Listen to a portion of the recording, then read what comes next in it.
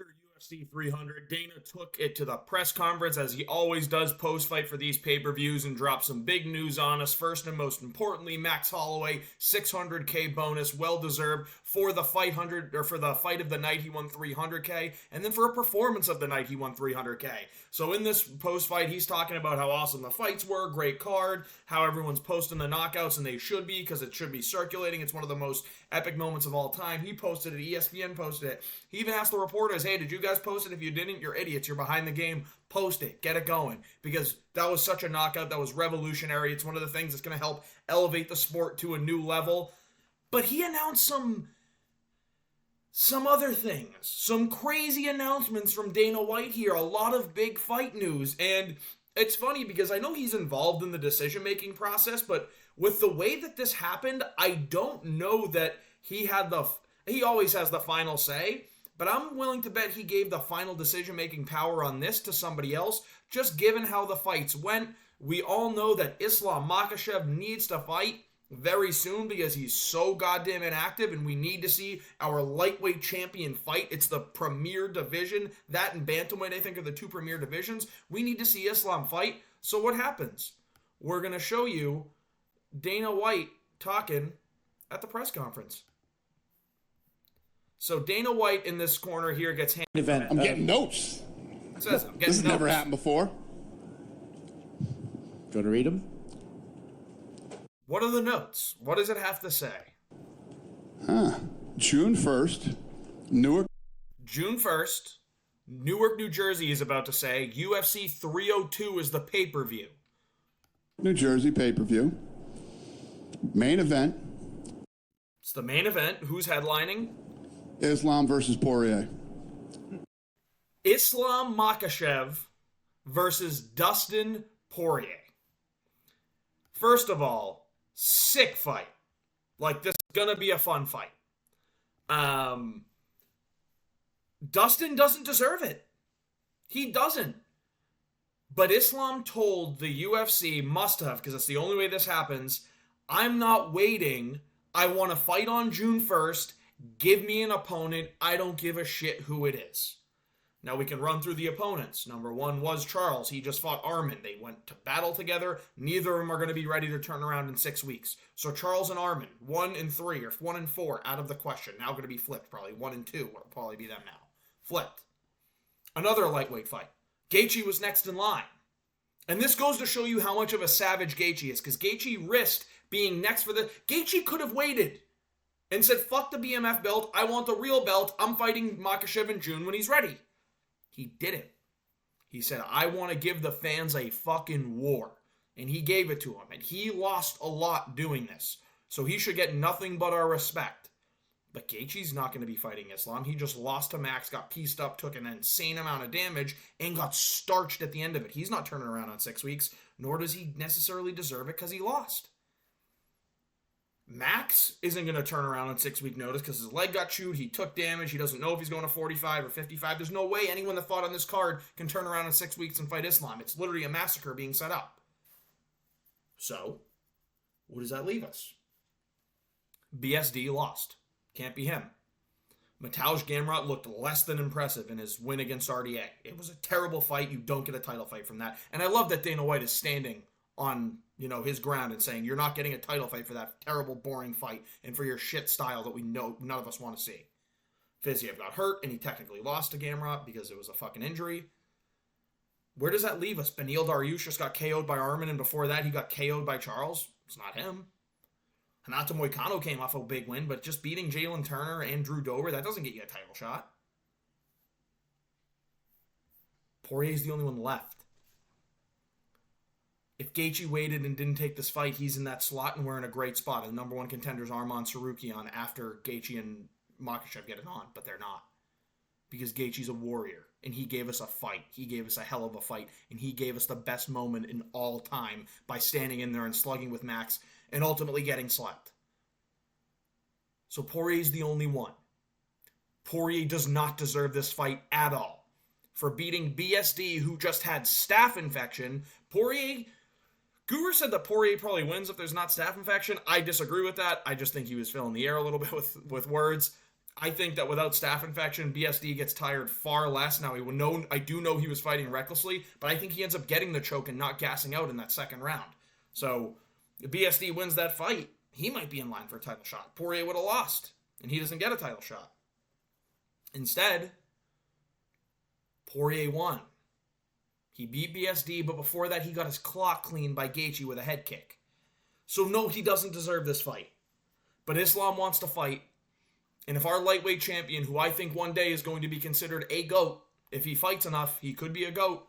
I already think he's more talented and skilled than Khabib. He gets one more defense under his belt. He is, because he beat one of the GOATs of featherweight twice. And now he's going to go beat Poirier, who Khabib also beat and almost got guillotined by. He might end up passing Khabib as the GOAT. That's not ridiculous to say. Why? Because he got starched once. Guess what? A perfect 0 against fucking tomato cans, other than the 3 guys you fought defending your title, means fuck all to any MMA fan. Unless you're from a certain part of the world and, whatever Khabib does, he's perfect, even though him and his crew like to run up on people and fucking pin him in a corner and treat them like shit. That's just what they do. Ask Artem Lobov, whatever his fucking name is, the McGregor guy. Ridiculous. But Dana announces this fight. Newark needed a pay-per-view. This card needed a pay-per-view really fucking bad. Needed a main event really bad. And they got one. And realistically, it's a sick main event. Islam's going to destroy Gaethje and he's going to rear naked choke him because that's how Gaethje loses all the fucking time. But it's a sick main event. It's a star-studded fight. It's going to sell pay-per-views. It's a really good fight. It's undeserved, but it's really good. And I'm really sick of these guys getting unlimited title shots, but there really wasn't another option. I understand the UFC did this. I'm hoping that Islam makes a quick turnaround. Really quick turnaround and fights, Arman Sarukian when they go to Abu Dhabi on that fight night main event card. But I don't think they'll put the lightweight title on anything other than a pay-per-view. So if they did Abu Dhabi and a main event fight night, that'd be sick. I don't think they're going to do that. I think they'll wait for a pay-per-view, and he'll fight in a pay-per-view at the end of the year. I think Islam, I truly do believe that the talk of him being inactive is getting to him, and I think he wants to be a warrior of a champion. He just hasn't really been able to make it out there, but I think he will. I think the UFC has always wanted him to fight in the Middle East and those Muslim countries, and they've set him up in a spot where it's hard for him to be overly active. I would like him to be more active, and I think he wants to be. So I think after this fight, he makes quick work of Poirier, and I think he makes a quick 3-4 month turnaround to headline another pay-per-view.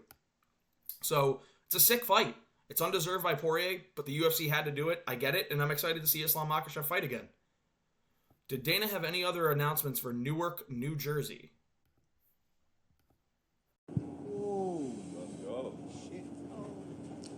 Look, dude, he knows he's cooking, too. He's so modest here. He's like, I know what you guys are getting. Like, Dana is in the lab right now. Co-main event, 5 rounds. 5-round co-main. Is it going to be a title fight? Strickland versus Costa. It's not a title fight, but it's a 5-round main event. Say that again, Dana. Main event, 5 rounds. Strickland versus Costa. Sean Strickland versus Paulo Costa. Banger of a fight. Costa's coming off a war against Whitaker. A war in which he lost. Strickland is coming off a war against DDP, in which I personally think he won, but it's not a robbery. I personally think he won because I had a 2-2 going into 5, and Strickland gets 5. But this is sick. This builds a pay-per-view. This builds a press conference. This builds fight week. You can make things out of this. Like Strickland versus Costa is insanely marketable. These are 2 very marketable guys, 2 funny dudes, 2 dudes that have really strong fan bases that love to watch them fight. They're very active on social. They're really good for the UFC, even if Strickland says terrible shit. I don't give a fuck. He's entertaining to watch all the time. All the time. Anytime Sean Strickland's on Instagram, on TikTok, or I don't know that he's on TikTok, but he's on Instagram, he's on social, he goes to events, he's just around the area. Dude, he's must-see TV. Because this guy has the balls to say things that people want to say, but can't, because they'll get canceled. This is a sick fight. Do I think Strickland deserves the rematch? Yes. And this pretty much locks in Adesanya for the rematch with DDP, which is wildly undeserved. And while we have a week off of UFC this week, maybe that's what I'll talk about, is why Israel Adesanya doesn't deserve the title shot and why the UFC is giving him privilege, even though the fans fucking hate the guy. But you look at Strickland, who deserves the title shot, he doesn't get it, but he wants to fight.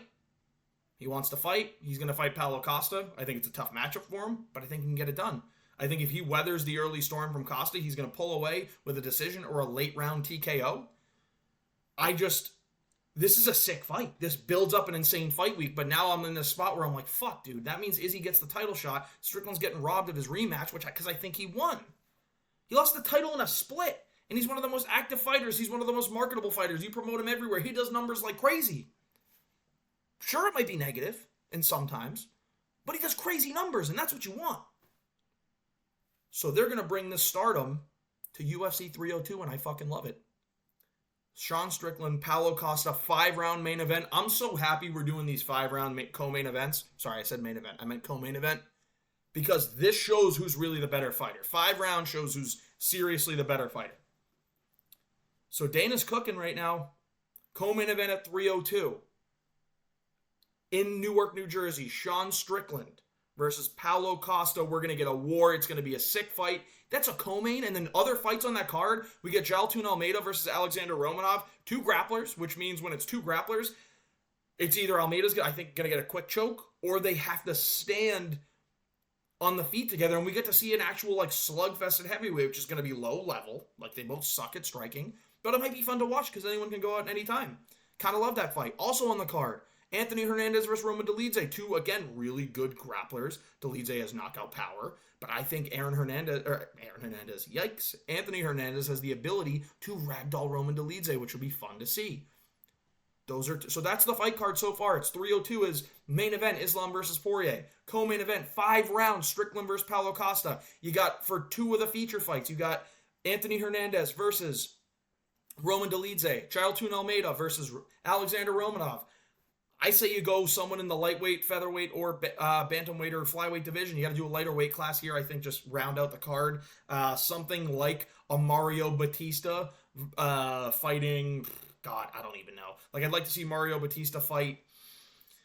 Who else is there? A Dominic Cruz. I think that could be fun. Maybe Mario Batista versus Umar. If you put Umar and Islam on the same card, it shouldn't be Sandhagen versus Umar because Umar doesn't deserve Sandhagen. But, Muslim privilege that Dana likes to give the UFC because there's a 10% stake owned by, I think it's Abu Dhabi in the UFC. So, got to be a little bought out. At least it's not bought out by Disney, though. So yeah, I think you add one more lighter weight fight. I would love to see Umar versus Mario Batista. I think that'd be a sick fight. And if he beats Mario Batista, fine. I'm cool giving him top 5. Because you know what? I think Mario Batista's a really good fighter. And we've been saying no for so long that, you know what, fine, give him the shot and he gets fraud checked. But does Dana have anything else cooking for us? Sick co-main event, by the way. We got Islam versus Poirier, and now we got Strickland versus Paulo Costa, 5 rounds, which I think is the right way to do it. Anything else, Dana? June 29th. Look at this smirk, dude. He knows he's cooking. June 29th. 9th. He's smiling because he knows. We all know what's coming. Conor versus Chandler. Wow. Wow. You hear the crowd.